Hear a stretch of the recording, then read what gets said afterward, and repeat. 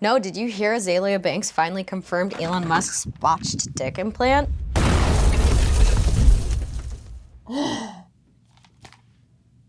can't keep doing this. Today, we are talking about quite possibly the most dramatic breakup in American politics. It's kind of romantic. They're like Romeo and Juliet if both the families were hedge funds and instead of poison, they took vitamin K. This is like if Succession had a baby with a Discord mod. These bozos love to say that they're family men. The only time their kids talk to them is when they're subpoenaed. The only wall these two know how to build is between them and a healthy relationship with their daughters. I don't know how two men who can't even get their wives to text them back think they can coordinate the downfall of democracy. I mean, you can't even coordinate a dinner reservation without a damn publicist. These two have fumbled more companies than clits. And with Elon's botched dick implant, the only thing he's penetrating is our economy. And if we're being real, the only thing either of them are pulling out of is NATO. Who'd have thunk the face of fascism would have come with hair plugs? And I just have to say, for people so obsessed with borders, their filler sure is migrated. Why don't they just make like every company they've ever participated in and fold? You know, I think we all have a cousin who's a deadbeat dad, drug-addicted, tax-evading felon. Can he be president too? Welcome to the Content Bunker, a show where today I thought we were going to be celebrating the epic unraveling of the Trump-Elon romance. Which we are, but I do want to take a moment to talk about the devastating ICE raids happening in Los Angeles right now. This is one of the most disgusting, embarrassing things to ever happen in our country, in my opinion. And I can't help but feel anything other than overwhelming feelings of grief and empathy for these people. And if you have resources to donate or time to get involved with local immigration charities and funds, or even just speaking up for what you believe in, all of these things do a lot. I'm going to be linking resources below. Currently, all profits from my merch website and Cameo are going to the Immigrant Justice Center. I also want to encourage you to just make your own donations if you are able to. I honestly have a hard time even functioning doing anything but just coming up with ways to fix this and help. But I do know that one of the best things I can do is use my platform to share with you guys and encourage you to stand up for your community, for your neighbors, for all the people around you. This is such a heartbreaking, serious issue. My heart is breaking for everybody involved. And I want to make sure that I'm doing everything to support those being affected by this, because it's genuinely one of the most sick, disgusting, horrific things I could imagine going through right now. So I just want to implore you to get involved however you can, to build community with those around you, to share resources, and to speak out and get involved literally however you can. If you have any fundraisers or any projects that you want to attach me to, I'm more than happy to help. Please reach out to my team, because this is an issue that is so important to me right now. Thank you. Let's get back to the video, Jesus. Welcome to the Content Bunker, where today we are exploring the explosive unraveling of America's most beautiful homoerotic relationship romance between Elon Musk and Donald Trump. Recently, Elon Musk and Donald Trump have had quite the falling out publicly, and I couldn't help but wonder, where did this all begin? So let's circle back to 2016. We all know Donald Trump is elected. So Musk joins Trump's Strategic Manufacturing Councils. At this point, he was kind of lying to us that he was like a liberal warrior, and he says, the more voices of reason that the president hears, the better. Girl, this is like the political version of, I can fix him. I can fix him. I think strategically, Musk wanted to join this to try and steer things toward renewable energy, which obviously is going to help his company Tesla and make him more money. There's a part of me that does want to believe that he actually did at some point have a little bit of a soul and wanted to help with climate change, but we all know it's been a while since that soul left the building. In June 2017, Trump exits the Paris Climate Agreement, to which Musk tweets, "Climate change is real. Leaving Paris is not good for America or the world." Musk then resigns from both councils faster than a Tesla loses its value. This is the first visible chill in the relationship. I will say, you know our climate is in deep shit if a man obsessed with flying to Mars starts giving a damn about Earth. Now we're on to phase 2. This is kind of 2018 to 2020. Musk keeps his distance. He focuses on Tesla, SpaceX, Neuralink, bankrupting many of his ventures. This is kind of like updating your LinkedIn so your ex can see, like, it's really giving like, you know what, I'm just focused on me. But During this time frame, he does publicly criticize Trump's tariffs and COVID-19 restrictions. At this point, he's avoiding political declarations almost as much as he's avoiding Cybertruck deliveries. But now we're to 2020, and this is Elon's red pill awakening, where in the past, having a Tesla was like, ooh, liberal. Elon Musk was very progressive. He was dating Grimes. We were kind of fooled to think that he was a progressive guy. But I think 2020 COVID just absolutely radicalized him. A major part of this was Biden wasn't babying Elon in the way that he felt he deserved to be. He wasn't included when the White House talked about EV. Biden instead showcased union-backed companies like GM and Ford, and he repeatedly avoided mentioning Musk. Biden's snub, compiled with COVID lockdown, compiled with divorces, compiled with drug use, compiled with online radicalization, Elon's kind of becoming a new person. He starts posting about the woke mind virus. He calls mask mandates fascist, but he still does not officially endorse Trump in 2020. In a 2022 tweet, Elon Musk claimed, "I've never voted for a Republican." However, this would later be debunked by Trump, who claimed that Musk privately told him that he voted for him. The girls are fighting! I will say, I think this same online 2020 radicalization, Joe Rogan, memes, libertarianism, I think this happened to everyone's dad. Phase 4, the Distinky disaster. In May 2022, Musk hosts DeSantis' campaign launch on Twitter Spaces. You know, the famed platform for live streaming. The stream crashes, tech issues make it a national joke. This is where Musk quietly realizes that Ron DeSantis has the charisma of a DMV fax machine who has been granted human life for 48 hours. Ron DeStinky is a flop and has no riz, and Elon's beginning to back away slowly. This is giving parents of a tone-deaf theater kid, like slowly realizing your kid doesn't have it, but having to sit there and support no matter what. Guys, I would never do that. The only reason I want kids is so that they can be musical theater prodigies, and if they're not, I don't know what I'm gonna do with myself. Like, if my kid doesn't have the voice of Cynthia or Revo, I just like don't know what the point is, you know? Gay son, thought, daughter, both. I don't give a fuck as long as they can do a triple pirouette. Obviously, this public support of Ron DeSantis pisses Trump off, and there's another little crack in their friendship. Trump says, "He told me he voted for me. He's another bullshit artist." Sorry. Ooh, that was rough. Sorry. But being called a bullshit artist by Donald Trump is like being called tacky by Lisa Rinna. It's time to look in the mirror. Musk responded to this by saying, "It's time for Trump to hang up his hat and sail into the sunset." Musk was one of those guys that was just like, Trump and Biden are too old. We need a young gun. Like Ron DeSantis.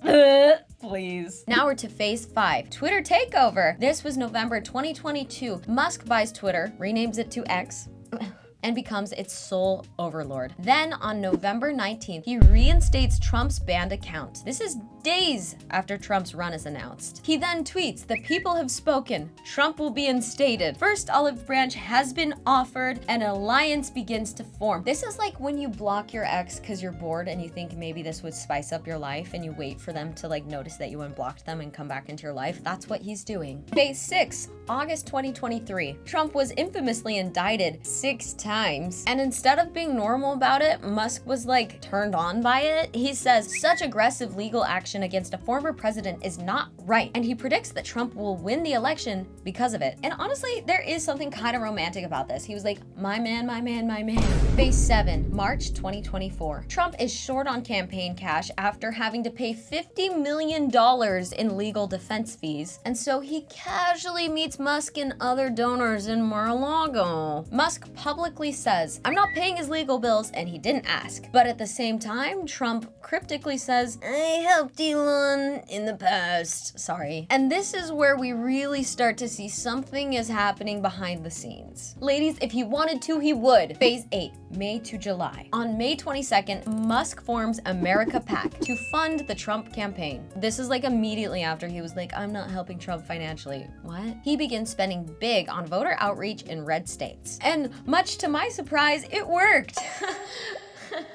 People living in poverty in South Dakota looked at this man, this South African diamond mine heir, and said, "Yes, you will very well represent my interests." And right as these donations start being made, whispers start happening behind the scenes of a certain special White House role for this man. On July 13th, Trump survives an assassination attempt. Once again, Elon Musk is wholeheartedly swooning over this man. He says publicly, "I fully endorse President Trump." Keep in mind, This is also the man who has endorsed Neuralink and Dogecoin. He's like the Hawk Tuah girl of politics. And then Trump boasts that Musk is planning to contribute $45 million a month to his campaign. If he wanted to, he would. Damn. Whoever is Elon Musk's next baby mama, please ask for more child support. At the same time, Trump is quoted to say, "We have to make life good for our smart people. He's as smart as you get." I gotta stop doing that. I feel like I'm gonna lose subscribers for how bad that Trump impression is. Phase 9, August to October 2024. Musk hosts Trump on X for the interview of a century. It's once again riddled with audio issues. In this interview, they bond over shitting on Biden, and Musk awkwardly pitches renewable energy, to which Trump just kind of ignores. Musk then starts pitching his Doge, Department of Government Efficiency, and Trump actually loves it. Trump says Musk will cut waste like he cuts launch costs, or like he cuts the drugs he's doing. In theory, I feel like Department of Government Efficiency is kind of like cool. If Marjorie Taylor Greene walked around with a body cam on, she would behave a bit differently. I think all of these bozos should do it. That's the new Department of Government Efficiency. They all have to be Twitch streamers. By October, Elon Musk has given $75 million to this super PAC. Oh, and also in October, we get this monstrosity. Elon Musk shows up to a Trump rally wearing full dark MAGA attire, where he announces that he is not just MAGA, he is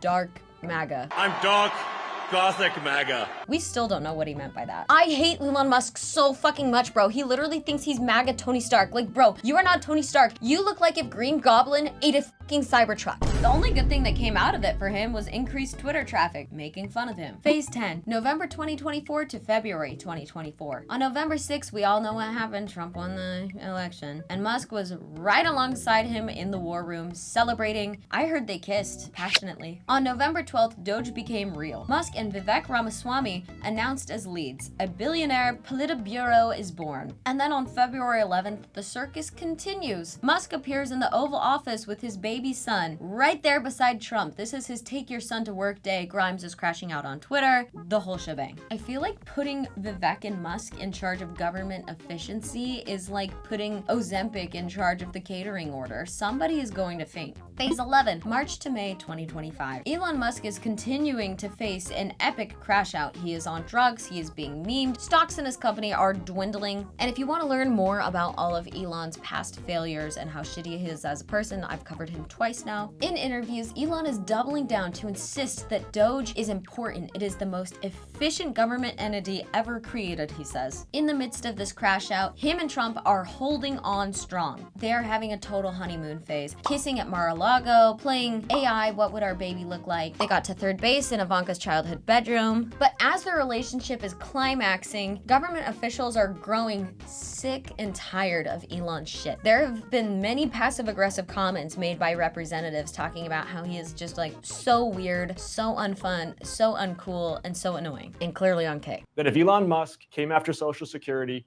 we were going to fight him tooth and nail. And lo and behold, what does he do? He comes out with absolute lies, bold-faced lies. We're not going to stop talking about him. We're going to keep talking about him until he is out of here. I think at this point, Trump is starting to feel the pressure of everybody being like, bro, that guy you brought to the function kind of sucks. He's also getting memed all the time. Trump's losing cool points by association, and I think Trump cares so much. It's like when the head of a frat brings in like his cousin who's super weird, and the head of the frat would feel pressure from the cousin, you know? It's just giving frat. It's giving frat house. By May 28th, Musk announces that he is on his final days as a special government employee, which, due to the way the contract was structured, he really did only have a certain number of days, but we were all wondering if it was going to get extended because these two were getting so steamy. On May 30th, Trump says Musk isn't really leaving, but will be going back and forth. Elon says he is a friend and advisor to the president. And what this reads like to me is like when you take a break for a week before you for reals break up. Phase 12, June 2025. On June 3rd, Musk goes nuclear on Trump's spending bill. And by the way, if you were wondering what is this bill, yikes, guys. It includes a massive military and border funding expansion, tax cuts, especially for high-income earners and fossil fuel producers, cuts to federal regulatory budgets, a Buy American or Die Trying procurement clause, and a section authorizing AI infrastructure modernization.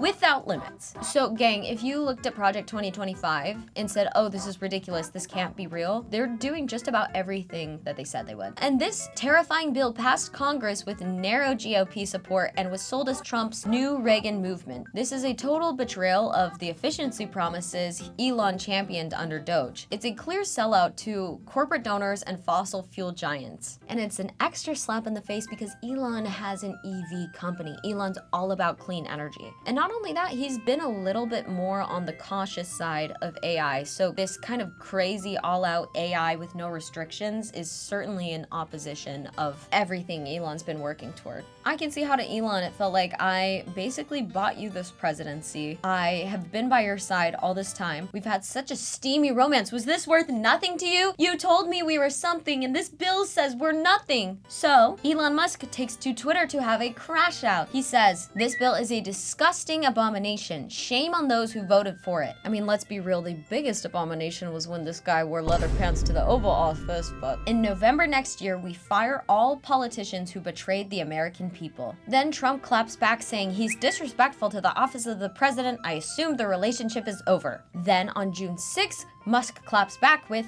without me, Trump would have lost. GOP would be 51 to 49 in Senate.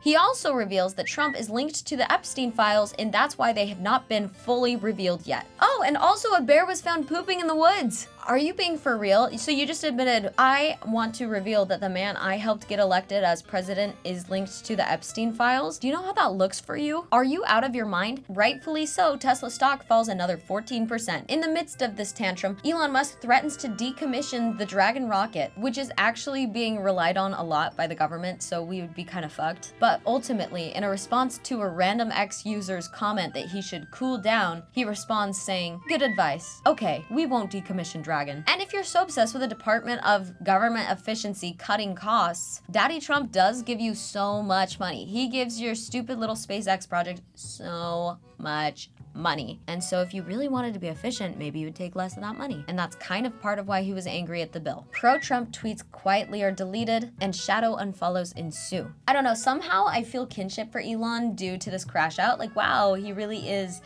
just a girl. What he needs to do is he needs to start posting thirst traps on his Instagram story, and I'll tell him how to get the best ones. You need Boombas, eyelash extensions, and flash photography, and your stories, guys. He will reach back out. Phase 13, June 7th, 2025. In an interview with NBC, Trump says, I'm too busy doing other things. I have no intention of speaking to him. Musk falls silent. No more memes, no more MAGA hats, no more Doge. The bromance that once reshaped American politics has so quickly fizzled like a third Hinge date. Okay, but why did their partnership ever make sense? This is such a match made in hell. I mean, for one, Elon bought an entire platform so that he could be the center of attention on it. Trump has had reality shows, TV, you name it, just for the attention. And all Trump cares about is what headlines he made each week. At the end of the day, these two both care so much about narrative that they're willing to throw truth out the window in a heartbeat. They also both shared common enemies like legacy media, woke institutions, government regulators, academics, scientific elites. They really created this you and me against the world mentality that so many people were affected by in 2020. This is kind of like when one person with avoidant attachment dates another person with anxious attachment. I think they both were able to bond over being so embarrassing. They're two total outcasts with crazy power imbalances that nobody likes, so of course, they can definitely find common ground. I think they both also have this weird savior complex. Like Elon Musk genuinely thinks he's going to be the messiah of the space age, and I think Trump thinks he's the messiah of the now. But most importantly, there was a very clear transaction to be made between the two of them. Trump liked that Musk could bring media buzz and cash. He was more famous and glamorous than any GOP donor. But then Musk liked that Trump could give him access to levers of the government and was dumb enough to let him do whatever he wanted. He also liked that Trump didn't care about norms or limits. But I think any normal person could see this ego battle crashing into flames from a million miles away. And that is the story of how Elon Musk and Donald Trump fell apart. Dramatic, beautiful, moving. This is the best breakup Breakup movie. Now I hope Elon Musk moves to a new city and starts playing music and meets a new, hotter, richer guy. Maybe he should get with Kamala to make Trump jealous. Could be an interesting arc, all I'm saying. But what are your thoughts on this situation, guys? I'm dying to know. I've been asking everybody this, so respond to the comments. F, marry, kill, Trump, Elon, JD Vance. I'm gonna have to say, marry JD Vance and slowly poison him over the course of 10 years as a joke allegedly in a video game. And F, you can't even do it. I was gonna say F Elon because he has a botched dick implant, so he really can't touch me, but he'll probably try and put a baby in me, so this is awful. And also he needs to go, but I'm assuming his dealer will get him before I do. This is rough. Thank you for watching. If you enjoyed this video, please like, comment, subscribe, and also share on your Instagram stories. But if you're gonna share, do not pick a frame where I look ugly. Love reposting those, even when I look ugly. Or make a clip channel or something. I'll kiss you on the mouth. I don't know. Who knows? And once again, be sure to check out the resources I'm linking below, and remember that all profits from Cameo and merchandise will be going to the Immigrant Justice Center. Thanks so much. Bye.